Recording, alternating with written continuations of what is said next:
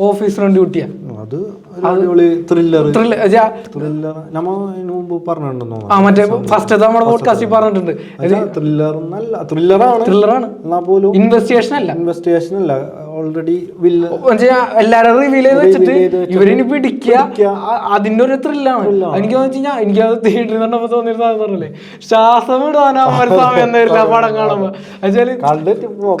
അത് ചെയ്യിപ്പോ സാധാരണ സംഭവം ഉണ്ടല്ലോ. ഇപ്പൊ നമ്മള് സിനിമ കണ്ടോണ്ടിരിക്കുന്ന ഇടയില് നമുക്കല്ല ഇപ്പൊ ചിലവര് നമ്മൾ പോകുമ്പോ കാണാറില്ല ഫോൺ എടുത്ത് നോക്കുക.